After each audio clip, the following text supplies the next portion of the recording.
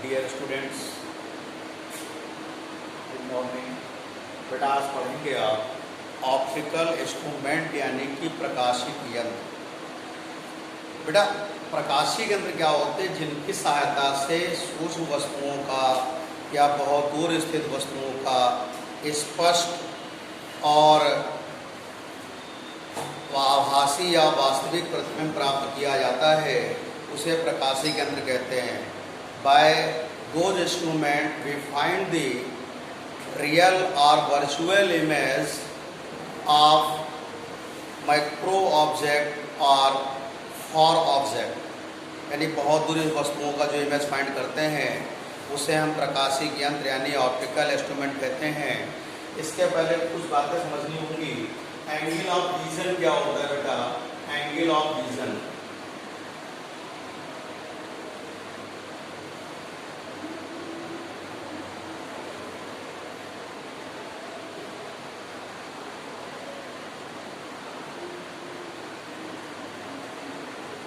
बेटा किसी वस्तु द्वारा नेत्र पर बनने वाला कोण दर्शन कोण कहलाता है। The angle intercepted by the body at the eye is known as the angle of vision। और नियर डिस्टेंस क्या होती है बेटा? आइज और ऑब्जेक्ट की बिटवीन वो मिनिमम डिस्टेंस जिस पर आपको क्लियर इमेज फाइंड होती है उसे नियर पॉइंट बोलते हैं और नियर डिस्टेंस बोलते हैं। एक स्वस्थ नेत्र के लिए यानी कि एक हेल्दी आई के लिए इसकी वैल्यू होती है कैपिटल D = 25 सेंटीमीटर। तो इतनी बात दो बातें समझ में आ गई बेटा। अब आता है आपका एक सरल सूक्ष्मदर्शी यानी कि सिंपल माइक्रोस्कोप। सूक्ष्मदर्शी क्या होता है? जिसके द्वारा सूक्ष्म वस्तुओं का स्पष्ट प्रतिबिंब प्राप्त किया जाता है, उसे हम क्या कहते हैं? सूक्ष्मदर्शी कहते हैं। By which instrument we find the large image by a small objects known as a simple microscope। बेटा इसके लिए आपका आवर्धन क्षमता यानी मैग्नीफाइंग पावर के लिए फार्मूला होता है। दो केस होते हैं बेटा इसमें। जब आपका ऑब्जेक्ट नियर पॉइंट पे फाइंड होता है तो m = होता है बेटा 1 + d/f, और जब फार पॉइंट पर होता है यानी कि अनंत पर होता है तो m = d/f होता है। आपको केवल सिंपल माइक्रोस्कोप के लिए फार्मूले ही याद रखने बेटा। ये आपका होता है magnifying power of simple microscope. ये नियर पॉइंट के लिए है, यानी कि जब प्रतिबिंब स्पष्ट दृष्टि की न्यूनतम दूरी पर फाइंड हो, यानी D पर फाइंड होता है 25 सेंटीमीटर पर, तो उसमें आप ये फार्मूला अप्लाई करेंगे।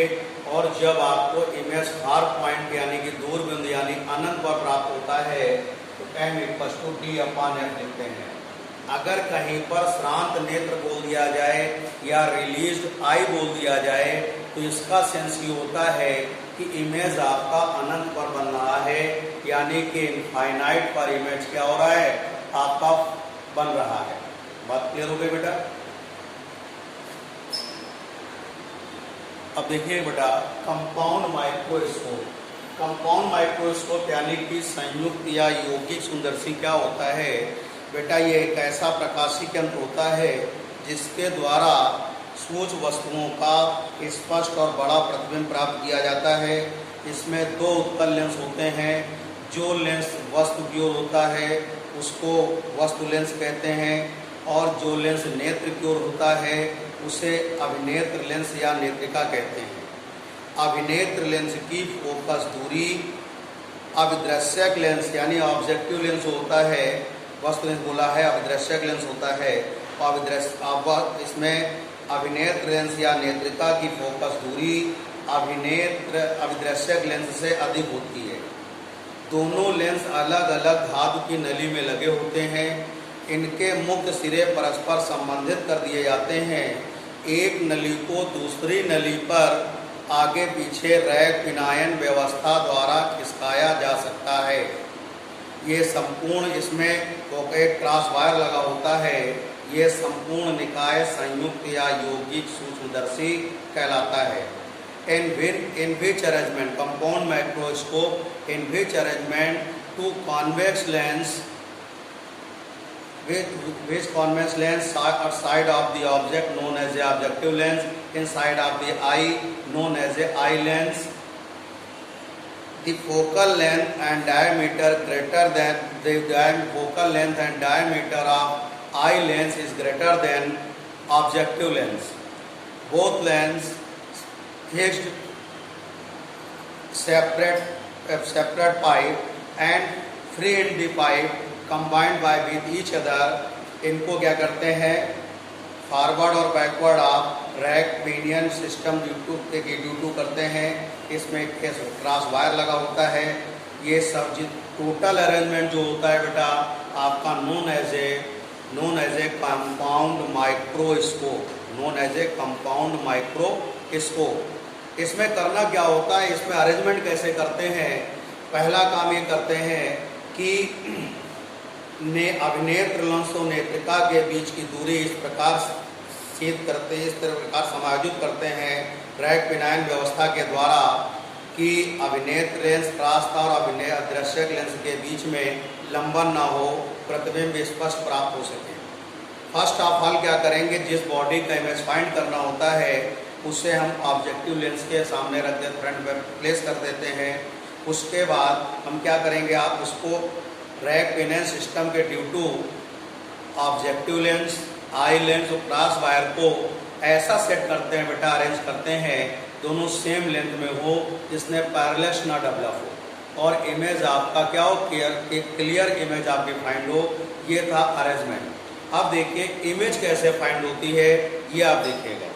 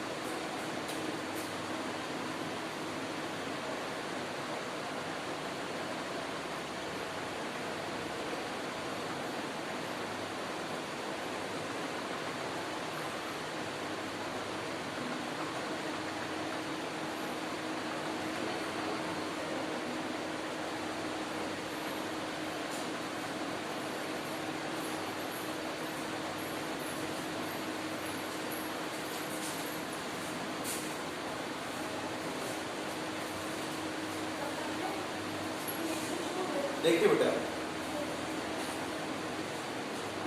इमेज कैसे फाइंड होगी. इसमें AB का देखिए बेटा आई लेंस, ये आपका ऑब्जेक्टिव लेंस है और ये आपका आई लेंस है. ऑब्जेक्टिव ले देखिएगा, आपका ऑब्जेक्ट AB है. AB की वस्तु AB का प्रतिबिंब अभिदृश्यक लेंस द्वारा वस्तु से बड़ा A1 B1 वास्तविक और उल्टा प्राप्त होगा जो अभिनेत्र लेंस या नेत्रिका के लिए वस्तु का कार्य करेगा. तो A1 B1 का प्रतिबिंब अभिदृश्यक लेंस द्वारा अभिनेत्र लेंस द्वारा वस्तु से बहुत बड़ा, सीधा और आभासी A2 B2 प्राप्त होगा. अब देखिए बेटा ध्यान समझिएगा, बहुत ध्यान समझिएगा बात को. ऑब्जेक्ट AB का इमेज ऑब्जेक्टिव लेंस के due to A1 B1 find होगा जो कि एज ए ऑब्जेक्ट वर्क करेगा बेटा आई पीस यानी आई लेंस के लिए। A1 B1 का इमेज आई लेंस के ड्यू टू A2 B2 आपका फाइंड होगा। अब मैग्निफिकेशन पावर क्या होती है, आवर्धन क्षमता क्या होती है, तो आवर्धन क्षमता ध्यान दीजिए बेटा होता है m = बीटा अपॉन अल्फा, यानी कि अंतिम प्रतिबिंब द्वारा नेत्र पर बनने वाला दर्शन कोण और वस्तु द्वारा नेत्र पर बनने वाला दर्शन कोण जब वस्तु स्पष्ट दृष्टि की न्यूनतम दूरी पर हो। यानी कि एक और इमेज फाइंड करेंगे आप यहाँ पर, ये आपका ऑब्जेक्ट ए बी है और ये आई है और ये कैपिटल डी है, ये एंगल अल्फा है। Magnification power of the compound microscope, the ratio of the angle of vision and performed by the last image at the eyes and angle of vision performed by object at the eyes when object placed near point। Equation number 1 देखिएगा। अब देखिएगा in right angle A B B1 A1 E in right angle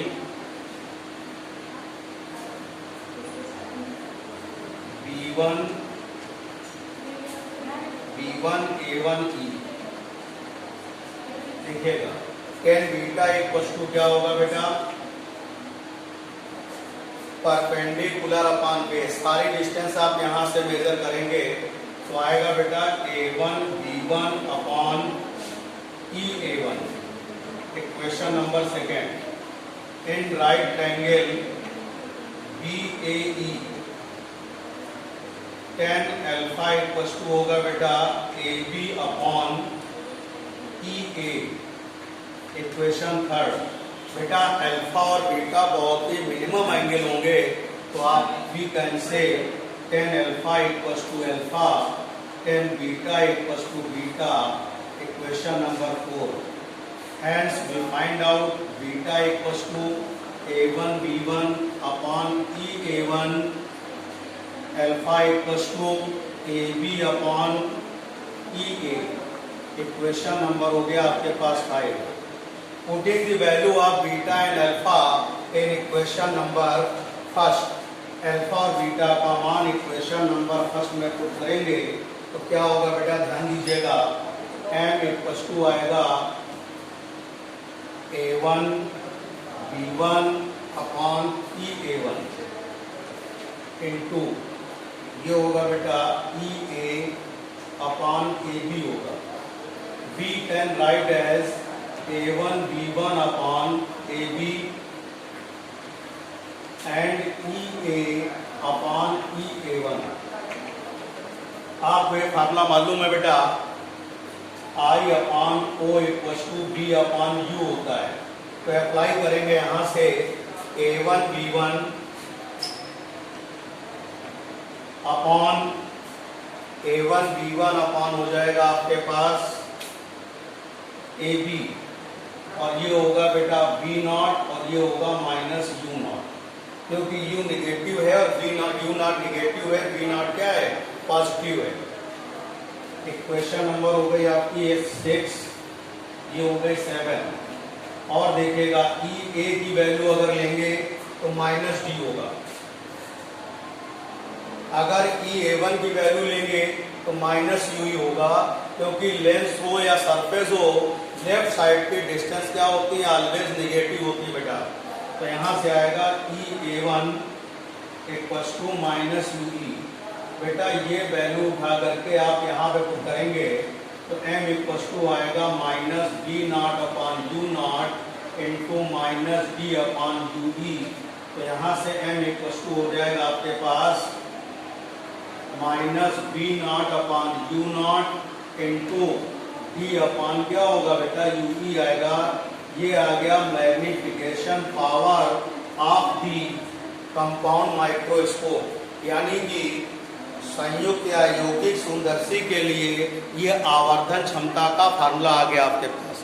बेटा एक बार फिर समझ लेंगे, आपने एक बार देखिए m equal to magnification power of compound microscope, यानी कि संयुक्त या यौगिक सूक्ष्मदर्शी की आवर्धन क्षमता m equal to beta upon alpha होता है।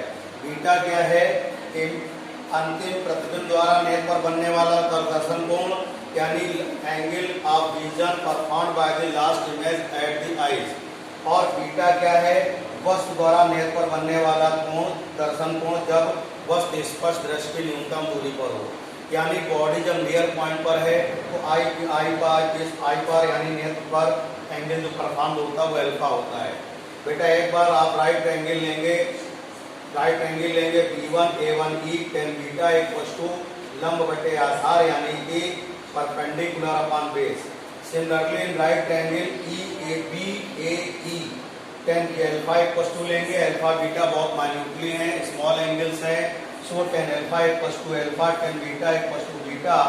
तो यहाँ से अल्फा बीटा की वैल्यू फाइंड कर लेंगे। ये वैल्यू इक्वेशन नंबर 1 में पुट करेंगे, आपको ये सिचुएशन मिलेगी। आपको मालूम है लीनियर मैग्निफिकेशन यानी रेखीय आवर्धन होता है I upon O equal to B upon U। I की वैल्यू यहाँ पर बेटा A1 B1 है, O की वैल्यू AB है, ये डिस्टेंस B0 है, ये U0 है, ये पॉजिटिव होगा, ये नेगेटिव होगा, तो लेंस के लेफ्ट साइड है ये। तो यहाँ से अब देखिएगा EA लेंस के I की क्या है? लेफ्ट साइड है, माइनस ये आपका I आपके क्या लेफ्ट साइड है, UE माइनस। ये सारी वैल्यू उठा के आप पुट करेंगे, सॉल्व करेंगे, तो आपको magnification power of the compound microscope मिल जाएगा। अब इसमें दो कंडीशंस होती है बेटा, ये देखते हैं।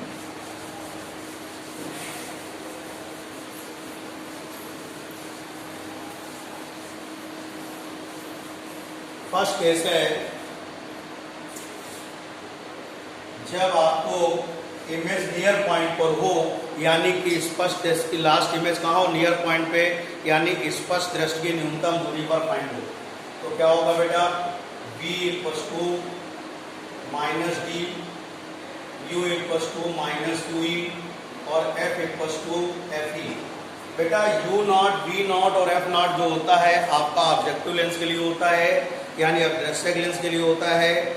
UE, VE और FE जो होता है वो आपका अभिनेत्र लेंस यानी आई पीस के लिए होता है, ये ध्यान रखिएगा।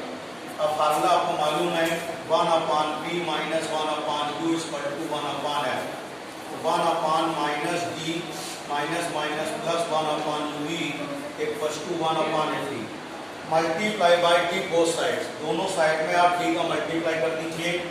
Minus D upon D plus D upon UE equal to D upon क्या होगा? FE होगा। तो ये क्या होगा बेटा? Minus 1 plus D upon UE equal to D upon क्या होगा? FE। तो D अपान UE की वैल्यू आएगी आपके पास 1 प्लस D अपान FE होगा। Equation number 1, we know that M equal to minus B0 upon U0 into D upon UE।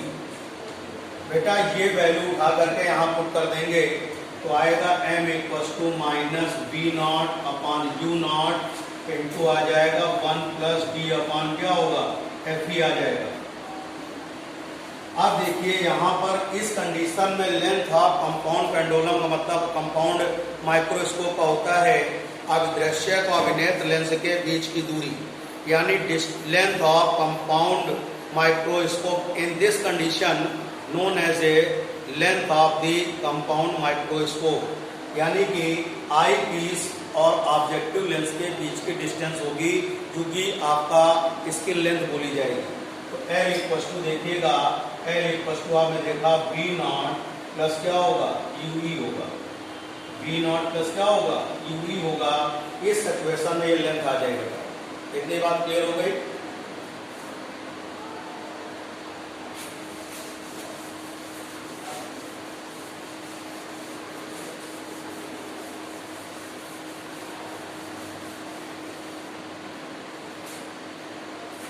Case second, जब आपका इमेज इनफाइनाइट पे फाइंड हो रहा हो, यानी दूर बिंदु हो, यानी फार पॉइंट पे हो। लास्ट इमेज कहाँ फाइंड हो रही है आपको? लास्ट इमेज फाइंड हो रही है आपको कहाँ पर? इनफाइनाइट पर, यानी कि फार पॉइंट पर। तो v इक्वल टू हो जाएगा आपके पास इंफिनिटी होगा, u equal to minus u होगा, f इक्वल टू f होगा। 1/v minus 1/u equal to 1/fe। 1 infinite plus 1/ue equal to 1/fe। 1/ue equal to 1/fe। तो देन आपके पास आ गया ue इक्वल टू fe होगा, equation number 1। We know that m equals to minus v naught u naught into v upon ue, equation number 2। अब आप value put कर दीजिएगा, तो वैल्यू पुट करेंगे minus v not upon u naught into कितना हो जाएगा d अपॉन क्या होगा f आ जाएगा। ये आ गया मैग्निफिकेशन पावर, यानी कि आवर्धन क्षमता। आवर्धन क्षमता आ गई आपकी किस कंडीशन में, जब लास्ट इमेज आपका इनफाइनाइट में फाइंड हो रहा हो, यानी अनंत पर बन रहा हो। इस सिचुएशन में लेंथ जो होगी v नॉट प्लस क्या होगा fe होगा। लेंथ ऑफ कंपाउंड माइक्रोस्कोप क्या होता है, length distance between objective lens and eye lens, यानी अभिदृश्यक लेंस और अभिनेत्र लेंस के बीच की जो दूरी होती है उसे उसकी हम लंबाई बोलते हैं, यानी लेंथ ऑफ कंपाउंड माइक्रोस्कोप। तो ये था बेटा आपका कंपाउंड माइक्रोस्कोप था, ये कंप्लीट हो गया है। तो इसको आप करिएगा और समय से होमवर्क सभी विषय का समय से जरूर भेजिएगा। थैंक यू बेटा।